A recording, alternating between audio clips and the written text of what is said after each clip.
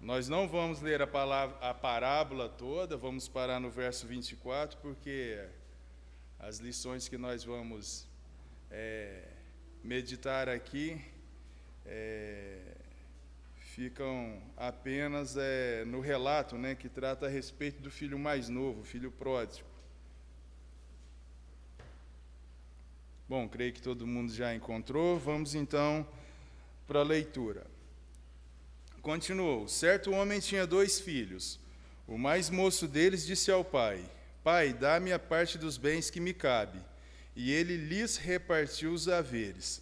Passados não muitos dias, o filho mais moço, juntando tudo o que era seu, partiu para uma terra distante, e lá dissipou todos os seus bens, vivendo dissolutamente. Verso 14. Depois de ter consumido tudo, sobreveio àquele país uma grande fome, e ele começou a passar necessidade. Então ele foi e se agregou a um dos cidadãos daquela terra, e este o mandou para os seus campos a guardar porcos. Ali desejava ele fartar-se das alfarrobas que os porcos comiam, mas ninguém lhe dava nada. 17. Então, caindo em si, disse: Quantos trabalhadores de meu pai têm pão com fartura, e eu aqui morro de fome? Levantar-me-ei, e irei ter com meu pai, e lhe direi: Pai, pequei contra o céu e diante de ti. Já não sou digno de ser chamado teu filho. Trata-me como um dos teus trabalhadores. E levantando-se foi para o seu pai. Vinha ele ainda longe, quando seu pai o avistou, e compadecido dele, correndo, o abraçou e beijou. 21. E o filho lhe disse: Pai, pequei contra o céu e diante de ti. Já não sou digno de ser chamado teu filho. O pai, porém, disse aos seus servos: Trazei depressa a melhor roupa, vestiu, ponde-lhe um anel no dedo e sandálias nos pés. Trazei também e matai o novilho cevado, comamos e regozijemo-nos, porque este meu filho estava morto e reviveu, estava perdido e foi achado. E começaram a regozijar-se. Vamos dar uma breve analisada no contexto dessa parábola. Nós podemos ver no primeiro verso lido aqui, no verso 11, né, continuou. Essa parábola faz parte de uma resposta que Jesus está dando a seus opositores, né, os fariseus, os escribas, aqueles que seguiam o religiosamente correto, né. Eles estão criticando Jesus porque nós podemos ver no começo do capítulo 15 que os publicanos, os pecadores, e nós podemos pensar quando surge essa definição, né, pecadores no plural, podemos pensar em pecadores das mais diversas formas, mas pessoas muito mal classificadas perante a sociedade. Quando essas pessoas procuravam Jesus para ouvi-lo, os seus opositores começaram então a murmurar, né, resmungar.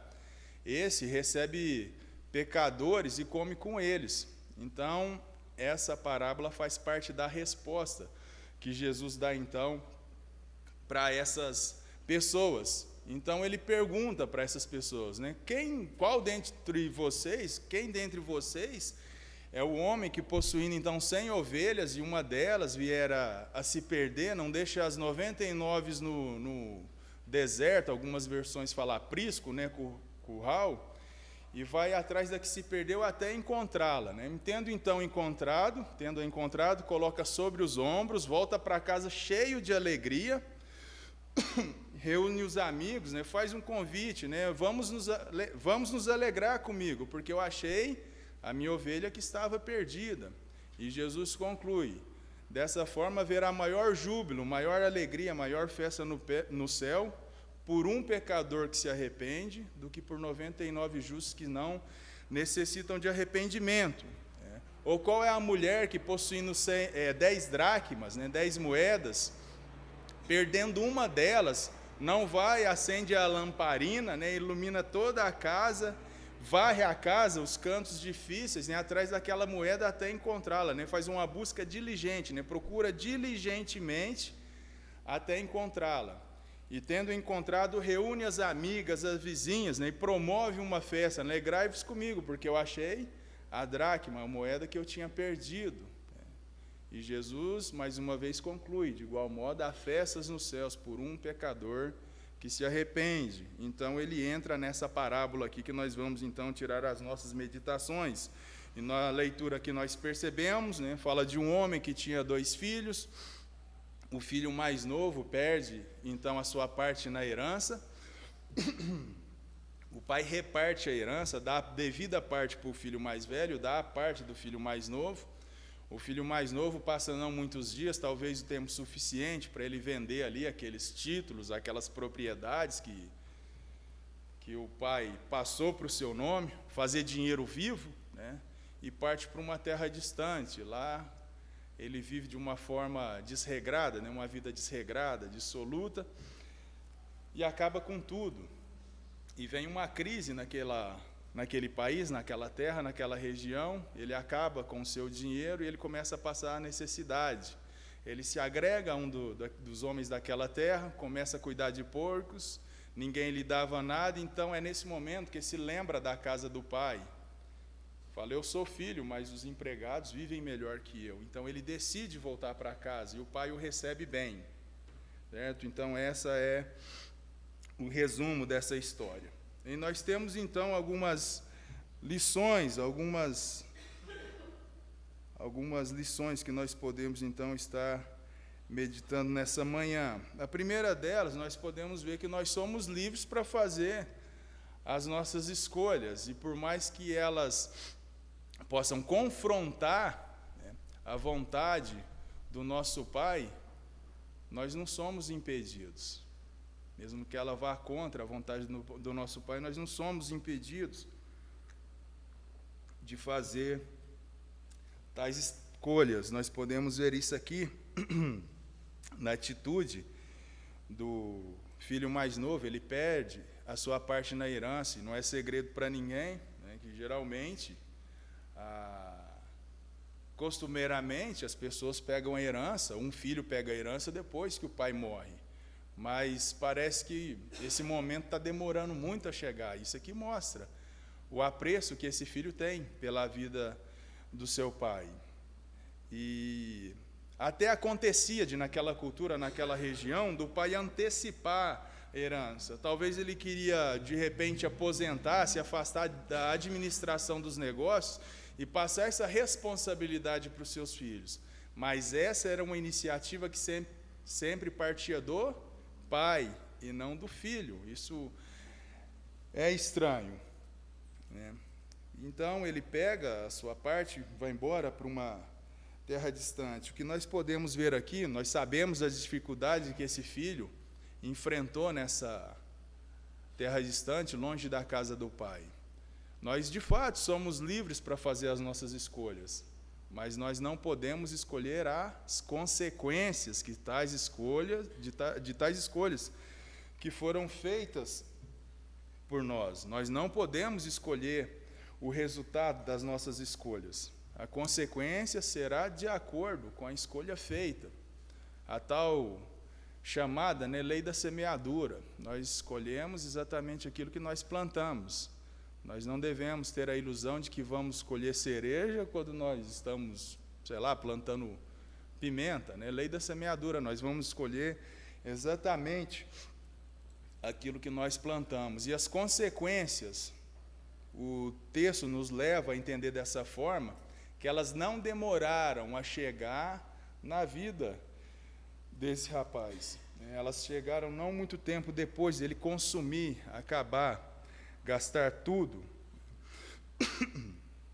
Ninguém, quando faz escolhas desse tipo, pensa que vai se dar mal.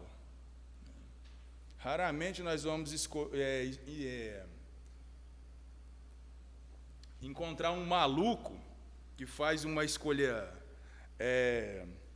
equivocada, uma má escolha, pensando em se dar mal.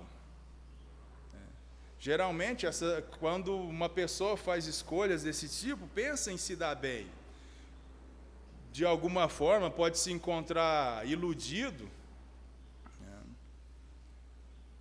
Sem dúvida, tal pessoa está precipitada, mas pensa que vai se dar bem com aquela escolha que vai fazer. Ninguém faz tais escolhas esperando consequências ruins. E aquele rapaz, ele achava que ele seria bem sucedido com essa escolha.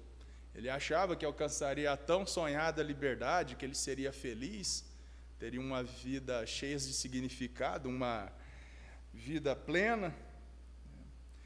E é nesse exato momento, pensando que ele vai se dar bem, que ele vai desfrutar talvez uma liberdade que ele nunca teve, que ele começa a olhar para a figura do pai, né? Olha para o seu pai e começa a ver na figura do seu pai um obstáculo para a sua felicidade, para viver da forma como ele sempre desejou viver. E ele olha para o pai, para a casa do pai, e vê na casa do pai, na presença do pai, né, um lugar chato, um lugar duro de se viver. E ele poderia ter a sua razão. Tudo indica que o irmão dele, né, o irmão mais velho, era um cara muito chato, né. O irmão dele era alguém que defendia, né, o religiosamente correto. Esse rapaz tem a sua razão, mas a casa do pai, o ambiente do pai não se resumia a isso, né? Não se resumia a isso. E de repente tais pensamentos podem passar pelas nossas mentes, pela nossa cabeça, né? E nós podemos agir de uma forma precipitada, como a desse rapaz, e nós podemos agir de tal forma, de uma maneira muito mais próxima do que nós imaginamos. Isso pode estar mais próximo do que nós imaginamos. Nós podemos pegar as bênçãos que Deus nos dá, as bênçãos que Deus nos deu, os recursos que Ele permitiu que nós tivéssemos, aquilo que nós adquirimos ao longo da nossa vida, né? Tudo vem de Deus, isso é indiscutível, e nós podemos partir para um lugar distante, né? Pensamos que nós vamos viver uma vida plena, cheia de significado, vamos ser felizes, bem-sucedidos. Por isso que em Provérbios está escrito, né, que ao homem há caminhos que parecem direitos, mas ao cabo, né, no final, dá em caminhos de morte. E nessa hora esse rapaz é confrontado pela realidade. O sonho começa a se transformar, então, em pesadelo. E ele vê, então, esse confronto, né, entre a expectativa que ele tinha e a realidade, a dura realidade que ele está vivendo. Agora, né, nós podemos ver isso nos versos 14 até o verso 16, onde diz aqui que depois dele ter acabado com tudo, né, ter consumido tudo, sobreveio então naquele país uma grande fome, uma época, um tempo difícil naquela terra, naquele país. Nós podemos pensar aqui nos anos anteriores, né, 2019 até 2021, onde estourou essa pandemia mundial aí, a Covid, e alguém disse que o melhor que nós tínhamos para fazer, né, para que esse vírus não se propagasse e aumentasse o número de mortos e de contaminados, era a gente ficar em casa, né, confinado em casa. E eu, sinceramente, isso me apavorava um pouco. Às vezes eu andava na rua e pessoas conhecidas que estavam empregadas e tinham um bom salário, de repente estavam desempregadas, paradas, ou tinham seu estabelecimento e tiveram que fechar. E alguns conhecidos, eu vi o desespero nos olhos, né, de umas pessoas conhecidas que não sabiam o que ia fazer, como ia ser o dia de amanhã. E foi um tempo difícil, sem dúvida. E talvez nessa terra, não sei porquê, pode ter acontecido alguma situação parecida. Aqui dá a entender que a terra, o lugar onde esse rapaz estava vivendo, passou por um momento de crise. Ele tinha acabado com seu dinheiro, sozinho, sem amigos, ele vai cuidar de porcos, mas ninguém lhe dava nada, né? Então a tão sonhada liberdade, ela se transforma em escravidão.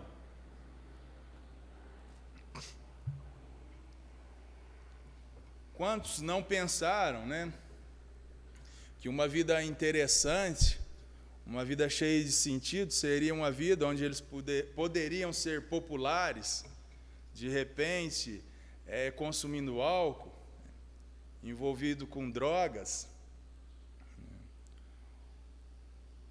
Outros talvez se sentiam insatisfeitos nos seus relacionamentos, nos seus casamentos, e procuraram uma aventura lá fora e acabaram se envolvendo com adultério. Outros envolvidos com pornografia, e aqui nós podemos pensar em várias e várias coisas que às vezes a princípio parecia proporcionar, né, uma boa sensação, um prazer imediato, mas no fim acabaram se tornando escravos de tais situações. Outros dominados pela ganância, aquele desejo de sempre obter mais e mais, ganhar mais e mais, conseguir mais e mais, acumular mais e mais.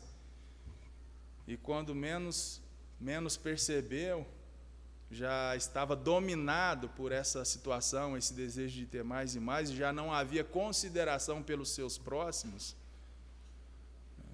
Usava então os seus próximos, os seus amigos, às vezes até os seus próprios irmãos, né, como degrau para subir e estar alcançando mais e mais, e já não tinha consideração nenhuma pelas pessoas. Mas às vezes via até mesmo naquelas pessoas que o amavam a oportunidade de se dar bem, de obter lucro. A verdade é que tais situações nos tiram da presença do Pai e acabam nos escravizando, seja qual for. E aqui esse rapaz está sozinho, sem dinheiro, sem recursos, né, sem amigos. Isso fica muito bem claro, ele está passando necessidade, mas ninguém lhe dava nada, ninguém tem consideração nenhuma pela vida desse rapaz no lugar onde ele está vivendo agora, o lugar onde ele achava que seria feliz, bem-sucedido. E ele então é tomado por uma situação, né, de solidão absoluta, está abandonado, no meio de porcos, por uma ilusão que ele teve. E a ilusão pode provocar isso nas nossas vidas, nos tirar da casa do Pai, da presença de Deus, e nós podemos então nos encontrar em tal situação fora, deixando de receber a graça, desfrutar das bênçãos de Deus, desfrutar da graça de Deus, receber as bênçãos de Deus e poder contar com o seu poder. Às vezes, o caminho não é eticamente errado. Às vezes não se trata de uma situação pecaminosa. Às vezes ninguém pode repreender a decisão tomada, o caminho onde nós nos encontramos, a situação, o lugar onde nós nos encontramos. Não é passível de repreensão e não pode nem ser classificado como pecado às vezes. Mas talvez é suficiente para nos tirar da presença do Pai, de exercer uma comunhão, um vínculo que nós poderíamos, então, estar desenvolvendo com Ele. Talvez ninguém nem se afasta, vamos falar das reuniões ou dos cultos da igreja, às vezes está até ali presente. Talvez nesse caso, tal pessoa poderia se identificar com aquela parábola da dracma, né? A moeda que foi perdida dentro de casa, está dentro da casa, mas não está nas mãos do senhor da casa. A moeda que foi perdida dentro da casa, mas não está nas mãos da dona da casa, da dona das moedas, não está no poder, né? Não está no poder do senhor ou da dona da casa, aqui no caso. Esse rapaz, então, passando necessidade, ele tinha vontade de comer a comida dos porcos, né, aquilo que os porcos comiam. Antes, acredito que não muito tempo atrás, esse rapaz ele desfrutava de uma mesa farta, né? Na casa do seu pai tinha fartura. Ele fala isso abertamente, quando ele reconhece, né, que se perdeu, fez besteira, saindo da casa do pai. Ele falou: quantos trabalhadores do meu pai têm pão com fartura? Havia fartura na casa do pai. Ele participava de uma mesa farta. Esse rapaz, ele se alimentava do melhor que havia na casa do pai. E agora ele está ali desejando comer a comida dos porcos. E aqui nós podemos parar e fazer mais uma meditação. Do que você tem se alimentado? Qual que tem sido a sua dieta recente? Talvez antes você passava muito tempo, lendo a sua Bíblia. Talvez meditava nela o dia todo. Eu particularmente, eu tenho muita dificuldade para me concentrar. Então, no meu caso, se eu pegar grandes porções da Bíblia para ler, eu tenho esse costume, eu sempre procuro ler a Bíblia toda num ano. Mas o que me faz mais diferença na minha vida, o contato com a palavra de Deus, é pegar pequenos textos, e ficar meditando ao longo do dia em cima desses pequenos textos. A quantidade, eu não consigo tirar muito proveito de grande quantidade. Eu tenho um pouco de dificuldade de concentrar.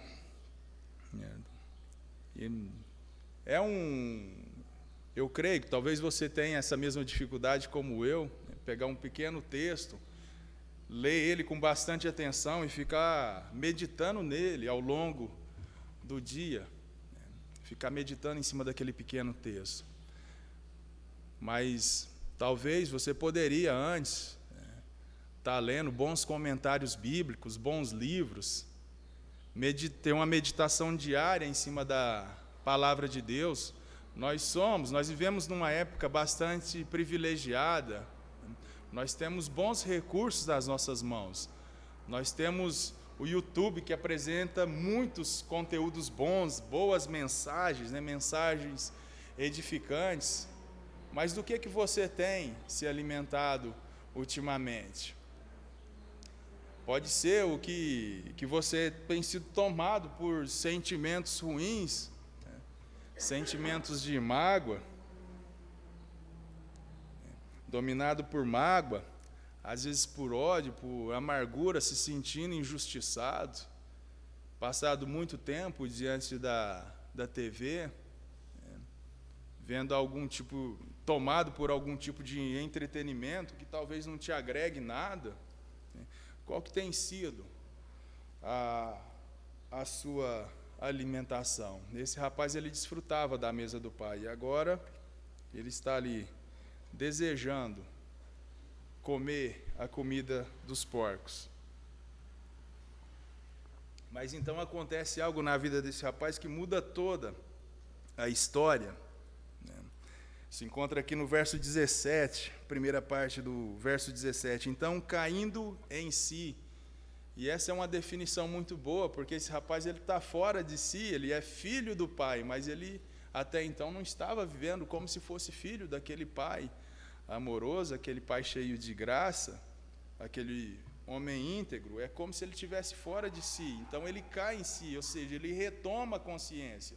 Ele percebe que não faz sentido ele viver a vida que ele estava vivendo. E é extremamente necessário, quando nós nos encontramos distantes do Pai, retomar a consciência. Não foi para isso que eu fui regenerado. Não foi para viver dessa forma que eu fui salvo. Não foi para eu viver nessas condições que eu me tornei filho. É necessário cair em si. Isso é extremamente necessário para reparar a situação, colocar a vida de volta nos trilhos, no eixo. É necessário cair em si e retomar a consciência. Isso acontece que esse rapaz, ele não estava sendo aquilo que ele era, filho do pai que ele tinha. Cair em si envolve, então, perceber que a decisão foi errada. Fez besteira, ele tomou uma decisão muito infeliz. E é necessário, então, analisar o processo, gradativo, voltar. Onde é que foi que eu comecei, então, a cair? Por que eu me encontro nessa situação? Fazer o caminho inverso, identificar exatamente o ponto onde tudo começou. E lá no princípio, é essa orientação que a palavra de Deus nos dá, quando nós vemos ali em Apocalipse, capítulo 2, verso 5, a carta à igreja em Éfeso, a orientação é: lembra-te de onde caíste, o ponto exato onde aconteceu a queda, Lembra-te de onde caíste e volte às primeiras obras. Não é simplesmente negligenciar, ignorar toda a situação. É necessário ir lá na raiz do problema, o início, onde foi que aconteceu a queda. O rei Davi, ele poderia facilmente ser classificado como um assassino, mas o assassinato que ele cometeu não aconteceu de uma hora para outra, Houve um processo. Ali em 1 Samuel fala que quando os reis costumavam ir para a guerra, ele manda o seu exército ali sob o comando de Joabe. Ele está lá no terraço do seu palácio, da casa real, e ele vê uma mulher tomando banho. Aquela mulher era muito bonita. Pergunta de quem que é aquela mulher, e é informado: é a mulher de Urias, o Eteu. E ele tinha que ter parado por ali. Mas ele manda que aquela mulher seja trazida, então, para a casa real, e ele se deita com ela. E passado algum tempo, aquela mulher fala para Davi: eu estou grávida. Então Davi dá ordem para que o esposo dela, Urias, seja tirado do campo de batalha, volte para sua casa, e a intenção de Davi é com que ele durma com a sua esposa e seja enganado, seja iludido pensando que aquele filho é dele. Mas aquele homem, ele se recusa, fala: a arca do Senhor, o povo de Judá, o exército de Judá, está tudo em tendas, lá na batalha, e eu vou para o conforto do meu lar ficar com a minha esposa? Não vou. E ele ficou ali junto com os guardas na porta da casa do rei. E Davi então promove um banquete, faz com que Urias beba, fique tonto, mas ele não vá para sua casa. Ele, tonto, está tendo mais juízo do que Davi sóbrio, e ele não desce para sua casa. E é impressionante, a lealdade de Urias. Davi escreve uma carta, e nessa carta está a sentença de morte de Urias, e pede para ele carregar. Se ele fosse um homem curioso, como talvez muitos de nós aqui, a gente poderia ter lido e, opa, tem alguma coisa errada. Mas ele leva aquela carta, põe na mão de Joabe, o comandante do exército, e a ordem era a seguinte: em frente os homens mais valentes do exército inimigo, coloque Urias na frente e afaste, deixe ele sozinho para que ele seja morto. E assim Joabe faz. E não morreu só Joabe, morreu mais alguns homens ali do exército de Davi. E Davi então se torna um assassino. Mas isso não aconteceu de uma hora para outra, houve todo um processo. E quando nós nos encontramos embaraçados, houve um processo. Isso não acontece de uma hora para outra. Geralmente isso está relacionado a algo que nós cobiçamos, algo que nós desejamos, que nos afastou e nos tirou da presença do Pai. Isso não quer dizer, mais uma vez, talvez sendo repetitivo, necessariamente que nós saímos da igreja e fomos para longe. Nós podemos ser talvez definidos como aquela dracma que continua dentro da casa, foi perdida dentro da própria casa, mas não está nas mãos do Senhor da casa.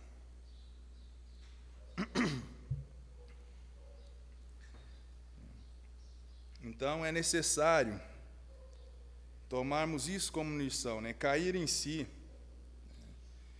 ver como as más decisões nos têm afetado.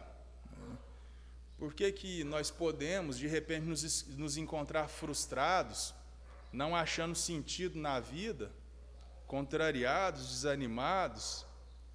É necessário nós fazermos uma análise profunda, por que nós começamos, então, a nos sentir dessa forma?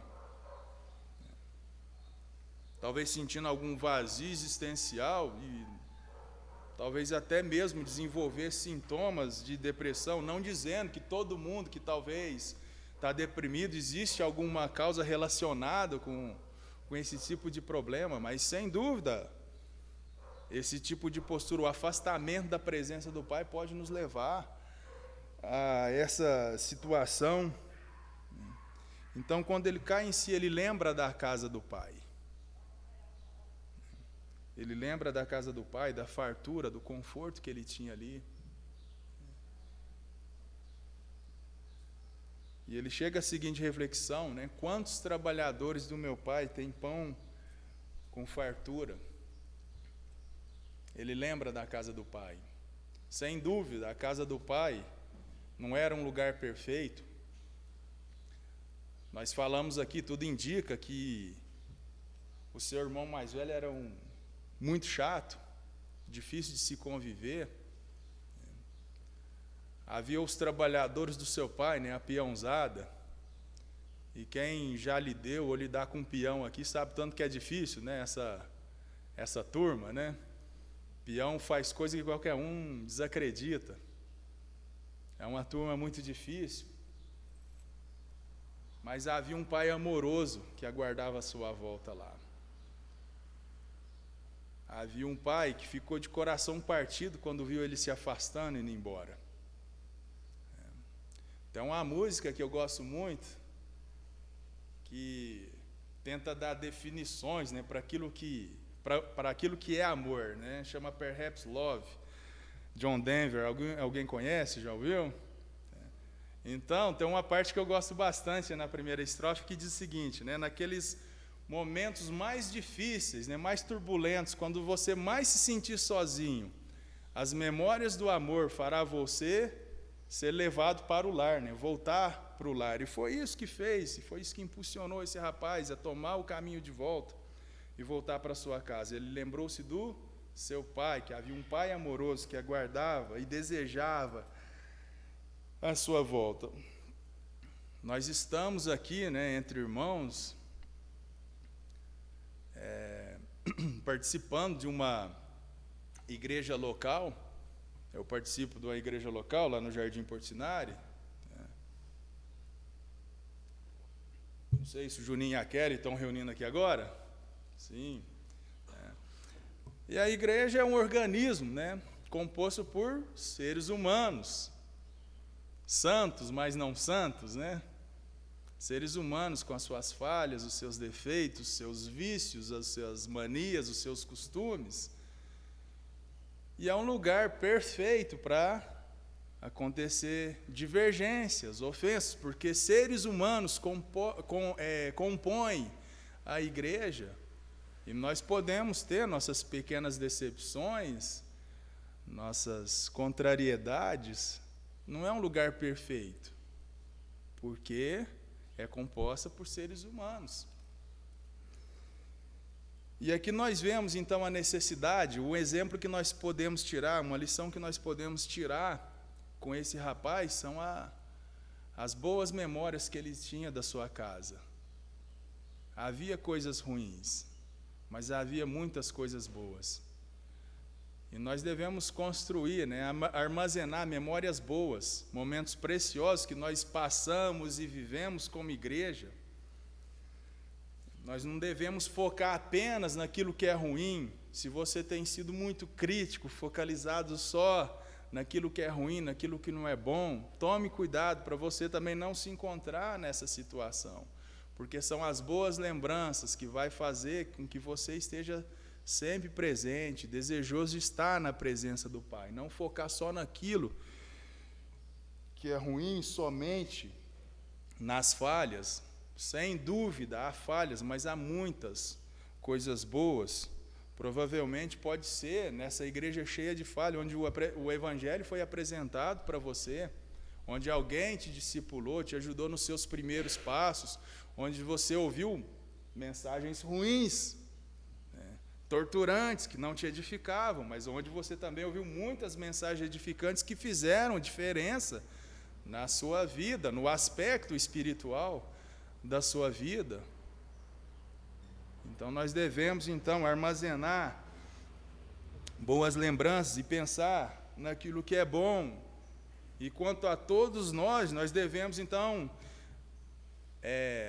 pensar na responsabilidade que nós temos de fazer com que as nossas reuniões, os nossos cultos, né, provoquem e promovam as melhores lembranças possíveis de quem estiver participando conosco.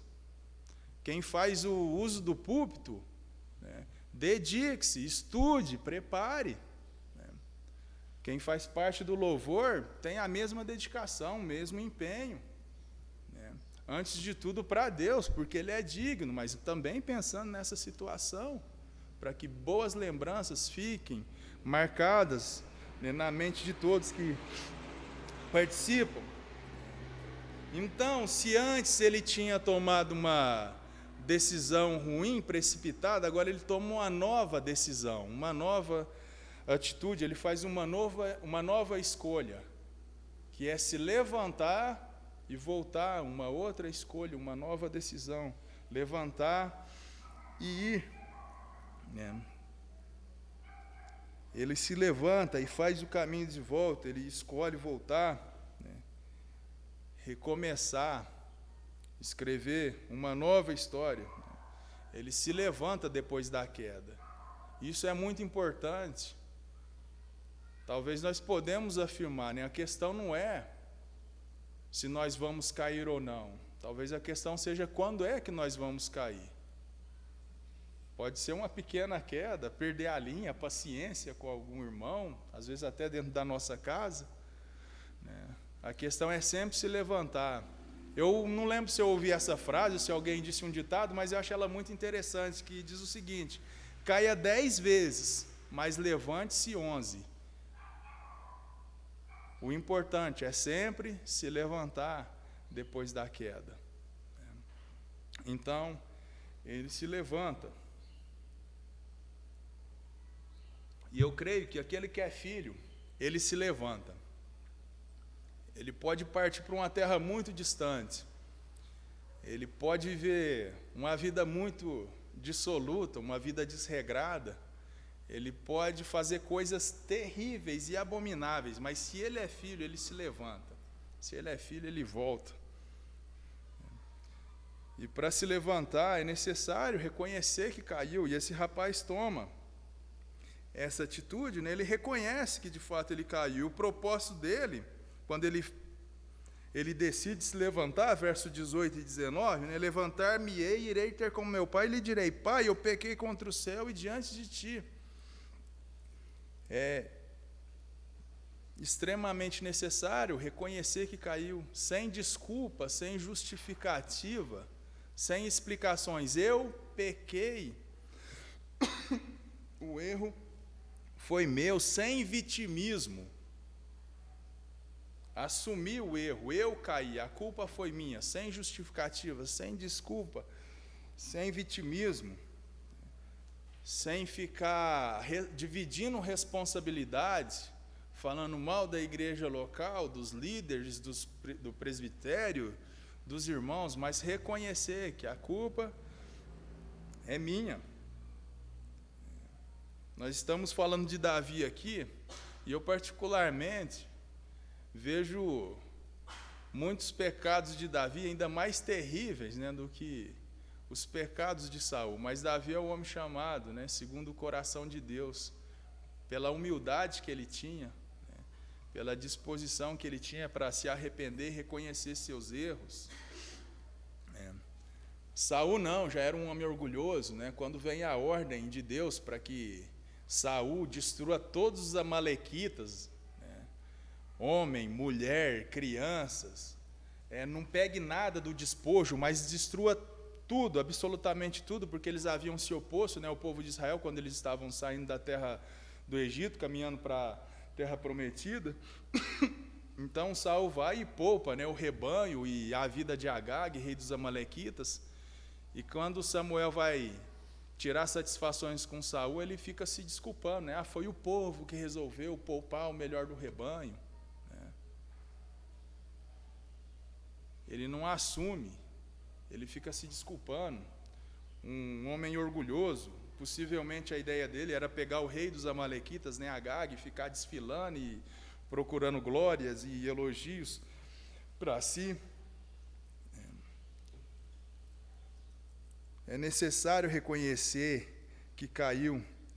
E é muito interessante quando esse rapaz diz o seguinte, no verso 19, a intenção dele é falar isso para o pai, né? Já não sou digno de ser chamado teu filho. E para fazer o caminho de volta é necessário ter humildade. E isso está muito bem exemplificado quando esse rapaz diz isso, eu já não sou digno, eu não mereço ser chamado teu filho. Isso fica muito bem evidente, né? A postura humilde que esse rapaz tem, e é necessário ter humildade para fazer o caminho de volta. Reconhecer que nós não merecemos ser aceitos de volta pelo Pai. Nós simplesmente somos aceitos porque Ele é um Deus de grande graça, né?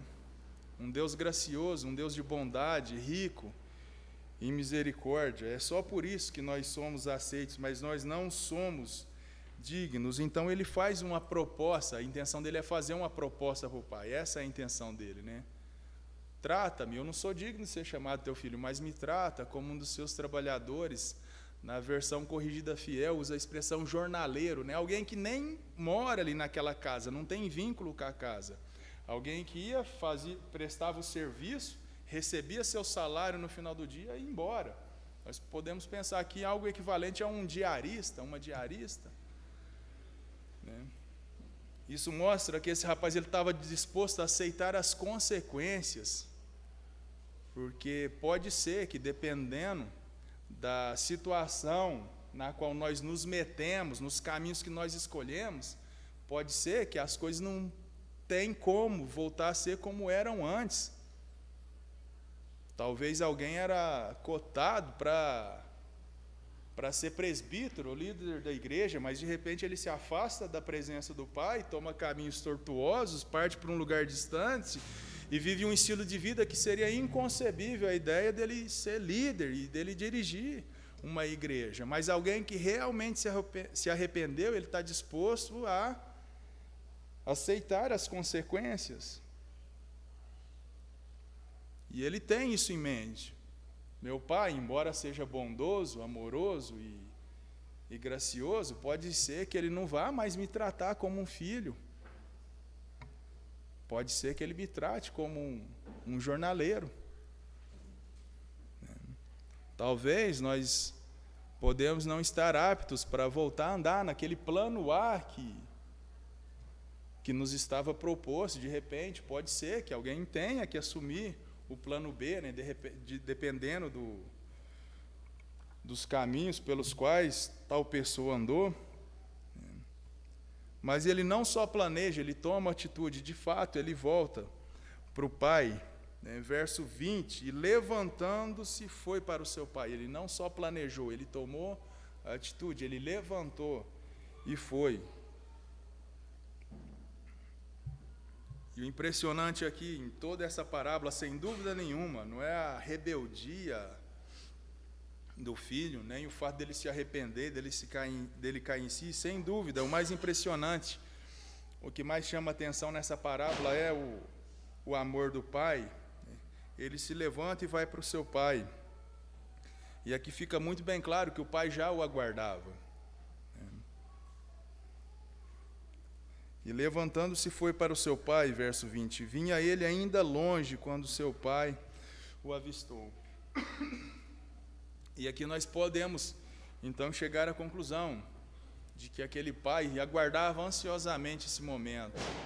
Quantas vezes aquele pai não saía nem até a porteira da fazenda e ficava olhando para o horizonte, né, naquela estrada, onde um dia ele ficou acompanhando o seu filho enquanto estava partindo, né, até onde os seus olhos puderam alcançar, ou então até na primeira curva, onde não podia mais ver o seu filho, ele se distanciando, ele com o coração partido. E eu imagino aqui que esse pai saía ali todas as tardes e ficava olhando aquele mesmo caminho, esperando o seu filho voltar.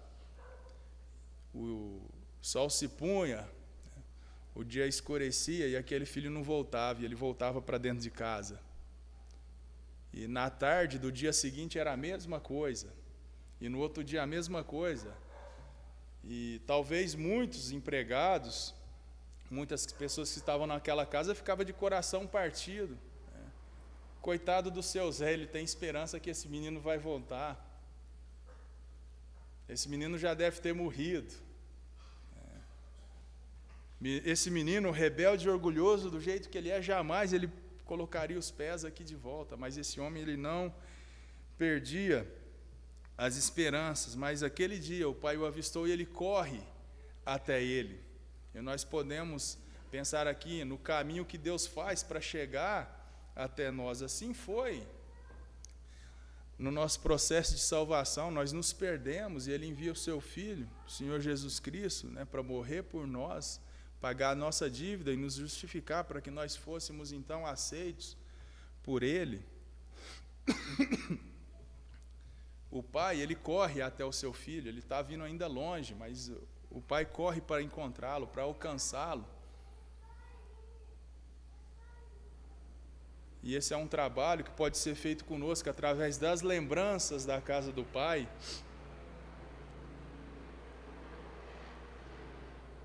Quando um irmão vai nos aconselhar, nos despertar e fazer-nos entender o quanto distante nós estamos, o Pai o abraça e o beija. E é impressionante aqui a capacidade que Deus tem de acolher aquele que não merece ser acolhido. Esse é o nosso Deus, esse é o nosso Pai. A capacidade que Ele tem de acolher aquele que não merece ser acolhido. E esse filho sabia perfeitamente disso. Ele falou: eu não sou digno. E o pai ouve a sua confissão, O filho lhe disse, verso 21, Pai, pequei contra o céu, e é tudo, absolutamente tudo que o pai precisa ouvir, a confissão. Depois que Davi comete aquela loucura com Batseba, a mulher de Urias, Deus manda o profeta Natã falar com ele. E Natã conta aquela história. Havia dois homens, um muito rico, o outro muito pobre. E o homem pobre, o homem rico tinha muitos rebanhos, muitos animais, ovelhas.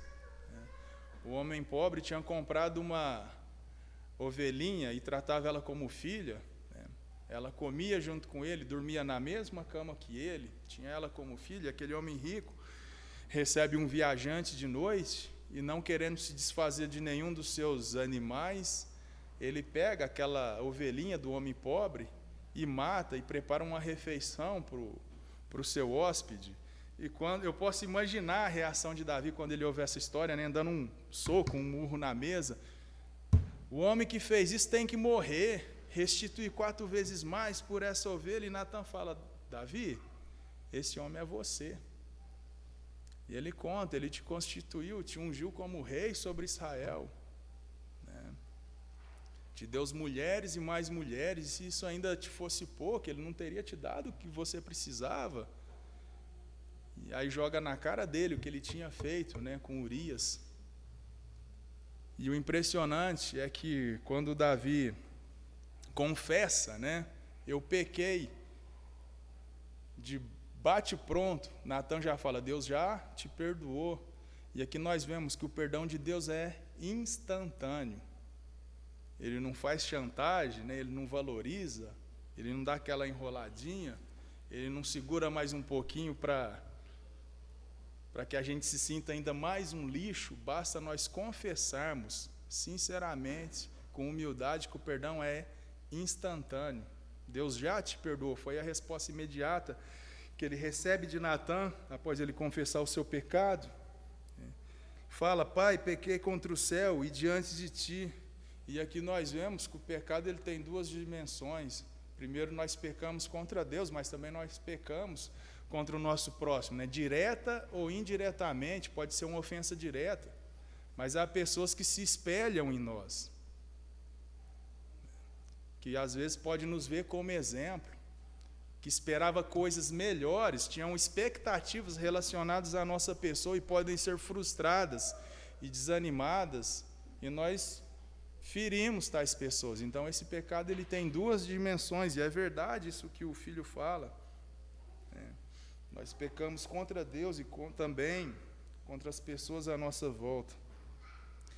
E aquele discurso que o filho tinha ensaiado enquanto ele estava lá no meio dos porcos incluía também a proposta do pai tratá-lo como jornaleiro, como um diarista, como um trabalhador, mas o pai já o interrompe.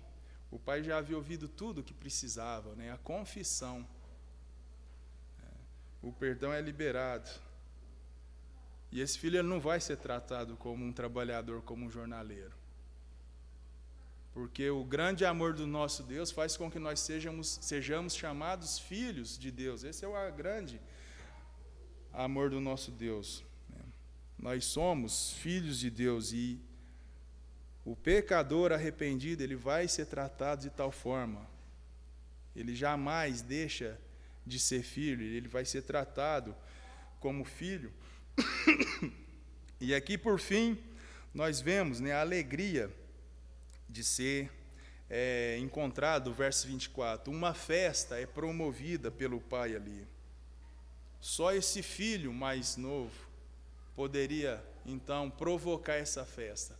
Não o filho mais velho, né, o politicamente correto, não, o religiosamente correto, porque na conclusão da primeira parábola, né, da ovelha perdida que Jesus cita nesse contexto aqui, fala que há festas nos céus quando um pecador se arrepende, do que por 99 justos, que não necessita de arrependimento. Então, até mesmo aquele filho mais velho não tinha direito de reclamar o fato de uma festa não ter sido promovida para ele. E o motivo é esse, o pai diz, verso 24, né, porque esse meu filho estava morto e reviveu, estava perdido e foi achado. Esse é o motivo da alegria na casa do pai.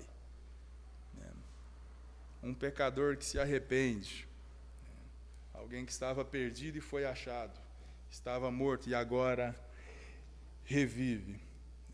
O amor de Deus que tem a disposição de acolher e perdoar aquele que não merece ser acolhido e nem ser perdoado. A ovelha é um animal muito lerdo, né? Um cachorro, muitas pessoas tentam dar fim num cachorro, abandonar longe, e há relatos que o cachorro chega na casa primeiro do que o seu dono, ele consegue encontrar bem o caminho de volta. A ovelha não, ela se perde, ela não tem senso de direção, a tendência é ir cada vez mais longe, né, e se apartar cada vez mais. A ovelha se perde por insensatez. Na segunda parábola, aquela moeda ela foi perdida. Podemos entender que ela se dispersou das demais moedas, das outras 9, e ela foi perdida. Mas no caso desse filho, esse filho se rebelou. Ele quis sair de casa, ele ajuntou tudo que era seu, ele pediu a antecipação da sua herança. E deliberadamente ele se afastou, não por insensatez, não foi perdido, ele quis tomar tal atitude. Mas aqui nós vemos, né, o amor de Deus, que pode encontrar todo aquele que está perdido, tanto por insensatez, como aquele que talvez iludido se perdeu, ou aquele que se rebela contra o próprio Pai e se distancia. Esse é o amor de nosso Deus. Que essas, então, meditações estejam vivas, né, na nossa mente, no nosso coração, e nós possamos, então, conservá-las, né, na nossa mente, e assim possamos estar cada vez mais desejosos de permanecer na presença, na casa do Pai.